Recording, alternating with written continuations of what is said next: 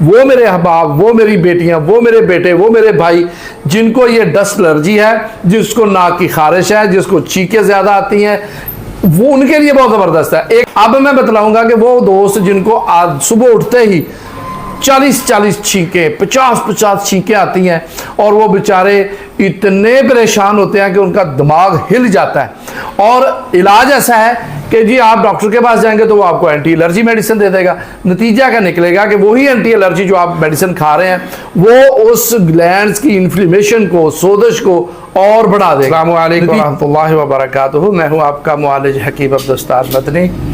آج میں ایک اہم موضوع کے اوپر بات کرنا چاہ رہا ہوں۔ بہت سارے میرے دوست جنہوں نے ہمارے چینل کو سبسکرائب کیا ہوا ہے اور وہ کمنٹس بھی دیتے ہیں اور ہمیں اپنی رائے سے بھی آگاہ کرتے ہیں، اور بہت سارے اپنے مسائل کا بھی اظہار کرتے ہیں۔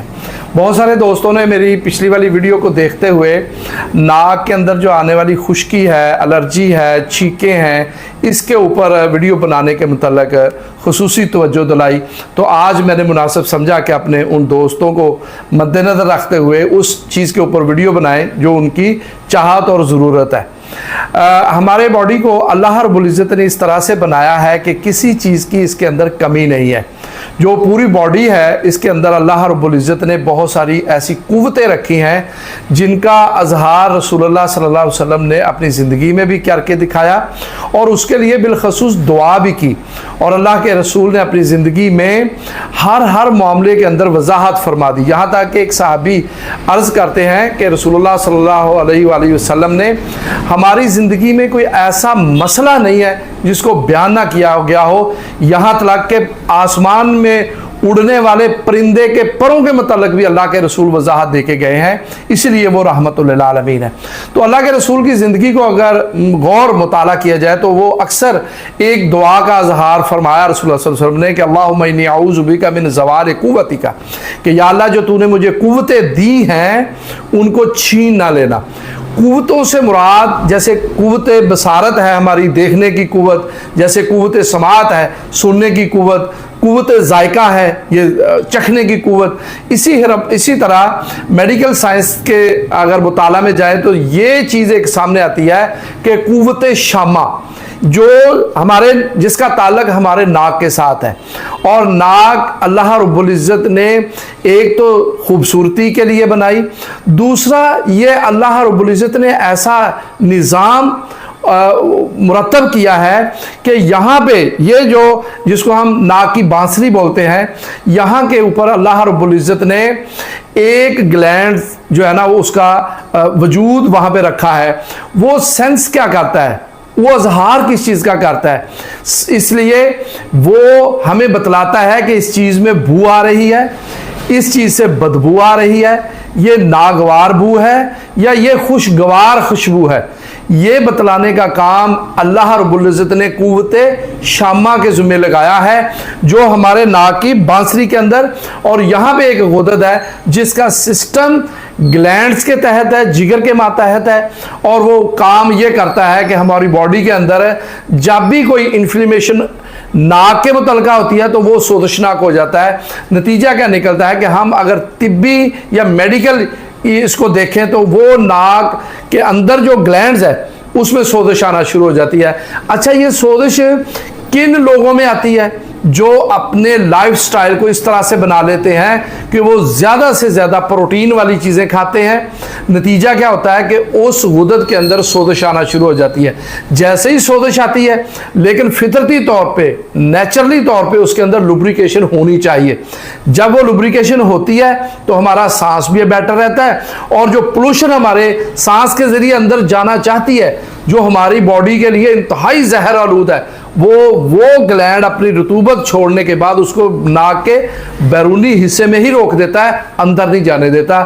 یہ رب کائنات کی تخلیق کا بہت بڑا شاہکار ہے۔ صرف ایک ناک کے اوپر آپ سٹڈی کرنا شروع کریں گے تو یقین جانیں کہ آپ کے 14 طبق روشن ہو جائیں گے کہ صرف ایک ناک کے اوپر اللہ رب العزت نے اتنا کچھ ہمیں مفت ابدیت کیا ہوا ہے۔ تو ہم یہ چاہ رہے تھے کہ آج وہ دوست جن کی لائف سٹائل میں باربیکیو زیادہ آتا ہے، پیزا और शौरमा पास्ता और कोल्ड ड्रिंक ज़्यादा आता है, तो उनके ग्लैंड्स के अंदर सोजिश आ जाती है। नतीजा क्या निकलता है कि फिर दिमाग के अंदर सुकून हो जाता है। दिमाग अपने सुकून को ख़त्म करने के लिए एक दुगदगा एलर्जी जिसको डॉक्टरी लाइन में कहते हैं, और उस एलर्जी को, उस गुदगुदी को, उस सनसनाहट को ख़त्म करने के लिए दिमाग ऊपर से पानी भेजना शुरू करता है। नतीजा क्या निकलता है कि वहाँ पे फिर जो गुदद होता है उसमें सोजिश आना शुरू हो जाती है। नतीजा क्या निकलता है कि फिर आपको डस्ट एलर्जी के नाम से एक मर्ज़ का वजूद आ जाता है, और फिर एक नाक के गुदूद बढ़ने का एक मरहला आ जाता है। फिर क्या होता है कि जी आपको नज़ला और केरे की कैफियत बन जाती है। ये सारी की सारी अलामात सिर्फ उस गदूद के अंदर सोजिश की वजह से होती है। ये तो मैंने आपको तशरीह के तौर पे बतलाया। अब मैं बतलाऊंगा कि वो दोस्त जिनको आज सुबह उठते ही 40-40 छींकें, 50-50 छींकें आती हैं, और वो बेचारे इतने परेशान होते हैं कि उनका दिमाग हिल जाता है।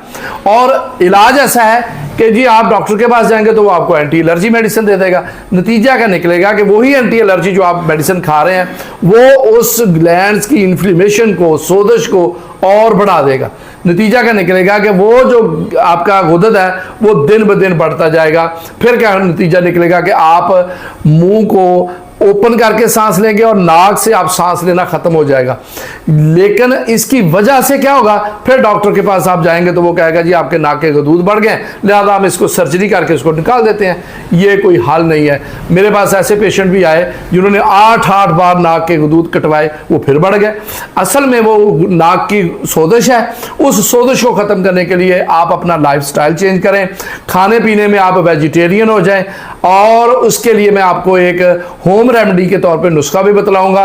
वो मेरे अहबाब, वो मेरी बेटियां, वो मेरे बेटे, वो मेरे भाई जिनको ये डस्ट एलर्जी है, जिसको नाक की खारिश है, जिसको चीखें ज़्यादा आती हैं, वो उनके लिए बहुत ज़बरदस्त है। एक तो यह है कि आपको एक कहवे का नुस्खा बतलाता हूँ। आपने क्या करना है कि 3 चीज़ें लेनी है, जिसमें गुल सुर्ख है जिसको गुलाब के फूल बोलते हैं, लेकिन ये आपने खुश्क लेने हैं, भले आप ताज़ा फूल ना ले लीजिएगा। और उसमें आपने एक और चीज़ डालनी है, ज़ीरा सफ़ेद, और तीसरी चीज़ आपने डालनी है सब्ज़ इलायची, जिसको छोटी इलायची भी बोलते हैं।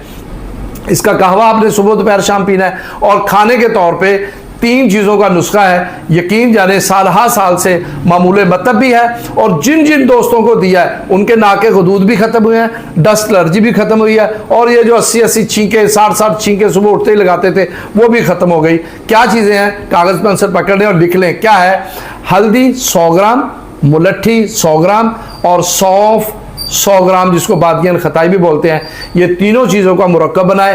अल्लाह की रज़ा के लिए आपको बतला रहा हूँ, ये खाएं, लेकिन कंटिन्यू खाएं, 2-3 माह तक खाएं। आपके गुदद भी ठीक हो जाएंगे, डस्ट एलर्जी भी ठीक हो जाएगी, आपके चीखें भी ठीक हो जाएंगी, और आपका डाइजेस्टिव सिस्टम भी ठीक हो जाएगा।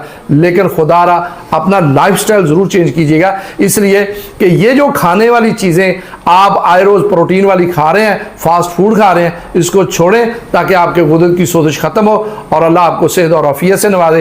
अस्सलामु अलैकुम व रहमतुल्लाहि व बरकातहू।